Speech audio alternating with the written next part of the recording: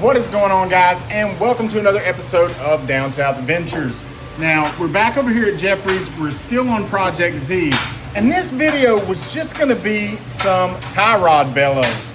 However, once we got into it, we realized that the factory ones were kind of ugh, so we've ordered some brand new outer tie rods from Apex Engineered, and we're going to throw those on today. Stay tuned. We got the Beck Arnleys from Rock Auto, you know, made in Taiwan, that kind of thing. And again, we're putting these on because mine are torn, and because we're trying to be productive because we don't know where to go next. So, I mean, those look fine. Yeah, they're very, very squishy. But is that what you're looking for in a good bellow, Jeffrey? It's soft and squishy and pliable, and it'll do this. There we go. That's all you need to do. All right. Not be torn in half. Explain to the peasants what we're doing. Taking a cotter pin out. So we're going to drop the outer tie rod off, break this nut loose, take the outer tie rod off of the inner tie rod, and that will allow the boot to slide off of the inner tie rod. All right, sounds like a plan.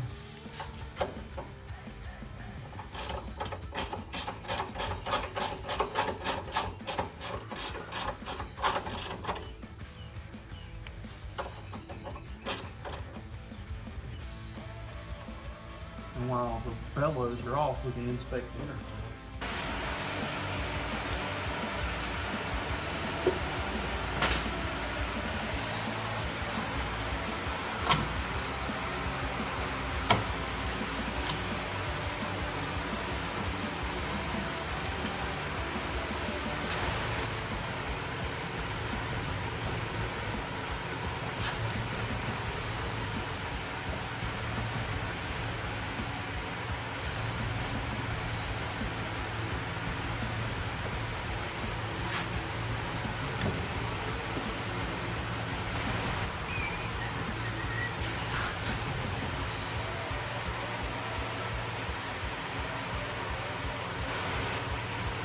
But if you like feel that, pretty sure you can get that good just up and down. See how solid that is? Nice.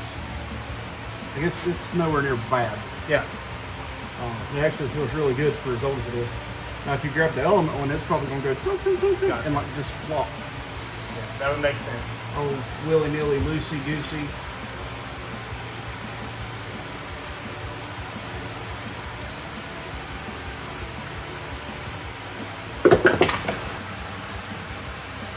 Not a whole lot to see here, guys. He's just changing out that old bellow, and I bet I got on the floor without handing him the good bellow.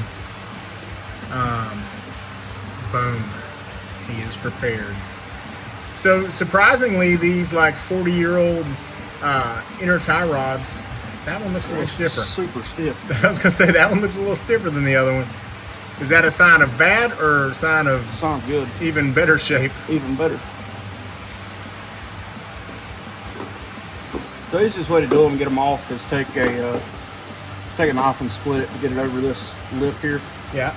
And we've got the wire tie on this side, pull the other half of it off, and just slide the new ones back on. So that little end right there is going to come off. What's the little, what's that thing right there? That's the clamp. Just to hold it. Yep. It's just twisted together. And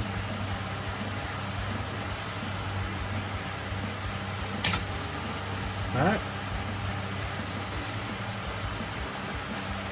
then this will just pop right off. And then there's a hose, an equalizer hose on here. And that's what hooks into the little nipple. Yep. And all it does is connect this side to that side. So when you turn left, it pushes all the air to one side. When you turn right, it pushes all the air back to the other side. It doesn't create a vacuum lock. Oh, gotcha. Guys, and the inner tie rods look good, but the outer tie rods were kind of a mess. We had a real hard time trying to get the ball joints out. So I went ahead and ordered a set of the outer tie rods from Apex Engineering. And I guess I'll probably add the install of that to this video. So lucky that'll be a complete job. You get a twofer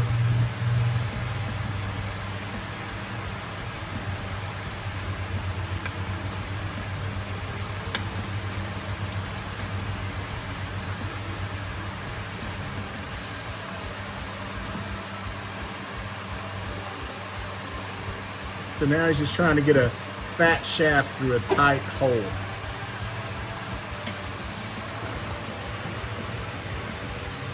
And that tight hole spit in my face. Luckily, the phone and my face was out of the way because, yeah. I think you did that shit on purpose, I Jeffrey. did not. And I promise you I didn't. But that did work out really well. Dude, I can't believe I missed it. Now I know what Jenna Jameson felt like. It was coming right for me.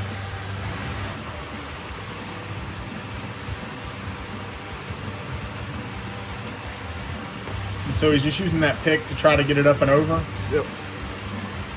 Try to start the top of it and walk around with the pick. You don't tear it. Just use the pick to walk it on.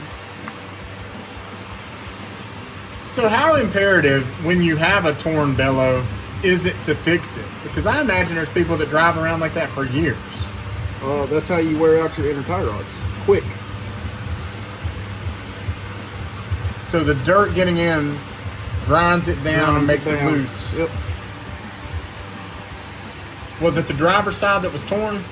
Both sides were torn. I'm just trying to think of why the driver was in worse shape. I guess maybe it had been torn longer. Possible. It's crazy that that's what holds it on.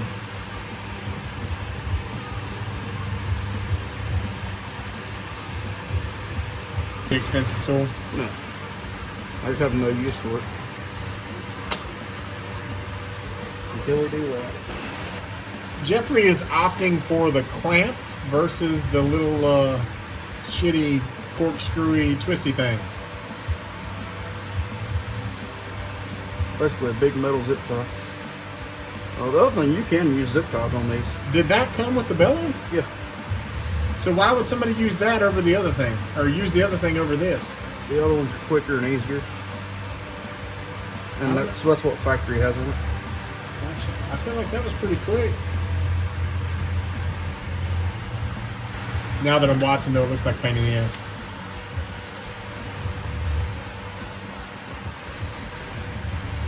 Don't worry, Jeffrey. I'm gonna edit this so you look like I'm struggling. fucking superstar.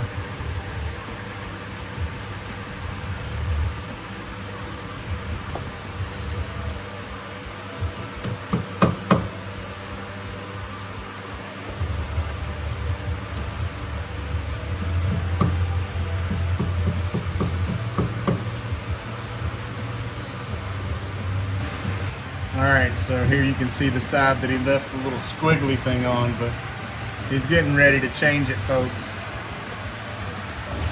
Now, would you have done that on your own if I hadn't whined like a little bitch? Huh? Would you have done that on your own if I hadn't whined like a little bitch? If this was my car, yeah. I would reach up there and I got 2 plastic zip ties and put on it. Well, why didn't you do that? Because we're showing people how to do shit the right way. Gotcha. Man, that thing does look like a pain in the ass.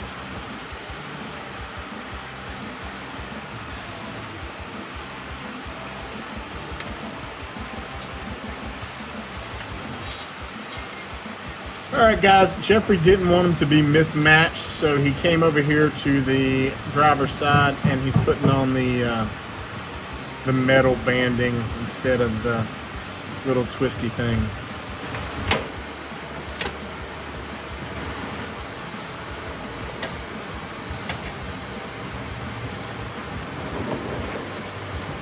Let's look at what the Apex engineered outer tie rods look like.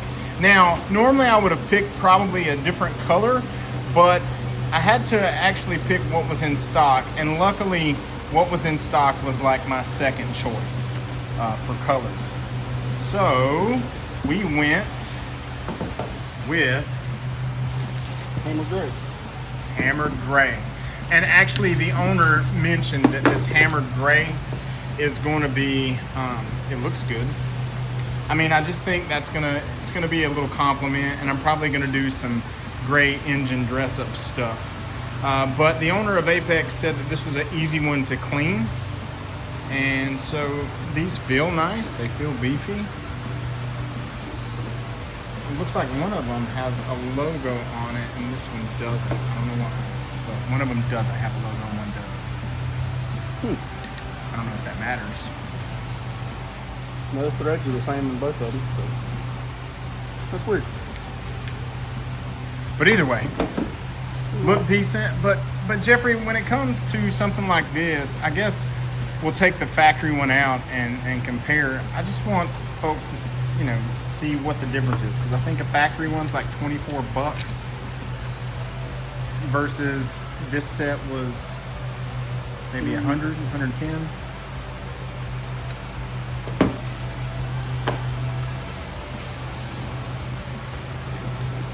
I ain't got time. Oh, I got you. So that's the difference versus the factory. So this is a ball and socket top. Mm-hmm. It's stamped together. This is a Heim joint. So what this is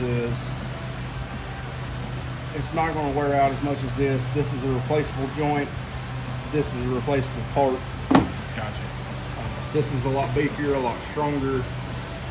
It cannot come out, where if this wears out enough, the socket of the ball can come out of the socket. Gotcha. And that would be catastrophic at speed. Oh yeah, because then at that point you lose which way your tire's going. Well, so something I notice is here I see adjustability, but here I see nothing. So is there some adjustability here that's not on the factory? On the factory one, your adjustability is where it connects to the inner. So you can screw the inner and outer together or screw them apart, and that lengthens or shortens. Gotcha. Yep. On this one, we've got adjustability here. You basically got a right-hand thread and a left-hand thread. Where on this one, you have to break loose the nut on the inside and Gotcha. tighten the inner up. So this is going to make lining it up much easier. Yes. All right. And so honestly, guys, if you look at the way this thing is built, I think the price is very justified versus just putting in. Super nice machine bolt. Nice. So this fits the factory taper. If you look at this is tapered. And when you tighten that into your spindle, it makes a very secure seat. Gotcha. And this also has the same taper. So when we tighten this up to the spindle, then you have a stud sticking out versus. And let's be honest, Jeffrey, it also looks cooler. It looks way cooler. It looks way cooler. So nice job, Apex. We're going to get these installed and show you what that looks like. All right, guys. So the first thing Jeffrey is going to do is install the outer stud. Yep. Outer stud Through the hole, washer, lock nut. So once you've got that ran through, what is the next step, Jeffrey? The next step is going to be start the new outer on the old inner. So this is just going to screw in.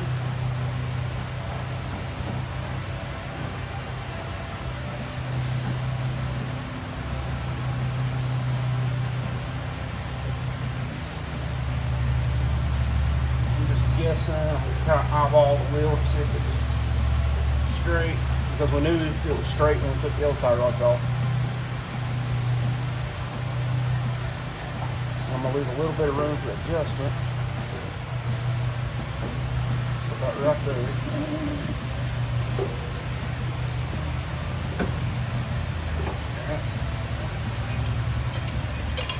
We've got 2 spacers.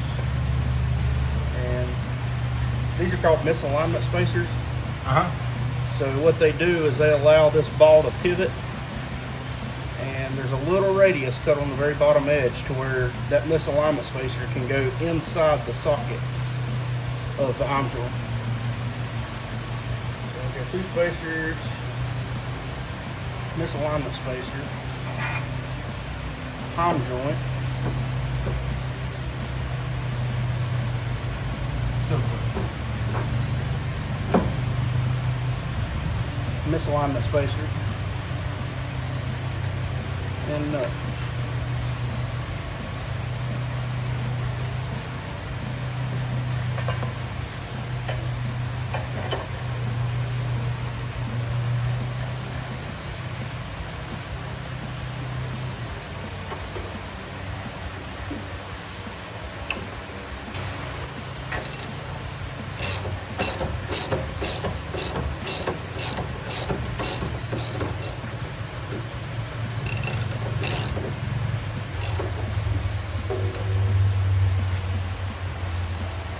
done. All right, guys, that was Actually, easy. I'm gonna take it all back apart. Wow. Figure out the lock nuts on the inside.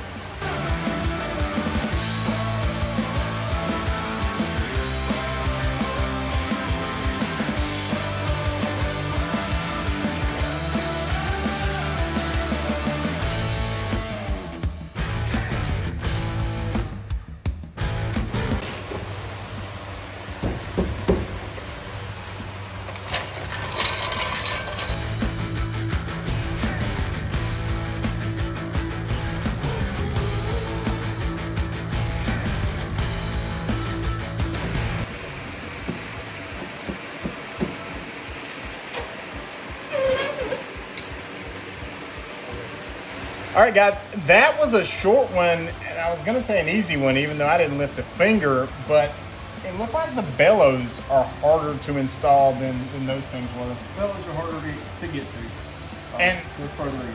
And you're not familiar with that company, but what did you think about the quality of the arms? Quality-wise, excellent parts. Fitment, great. Ease of install, 10 out of 10. Nice. So, You heard it here. So I guess what that means, I need to save up for the rest of their front end components because they've got a whole kit. It's just not in the. They do, Jeffrey, but I don't have $4,000 right now because this thing keeps taking everything I have. But hey, keep watching, keep sharing. Thanks, guys. I'll see you next time.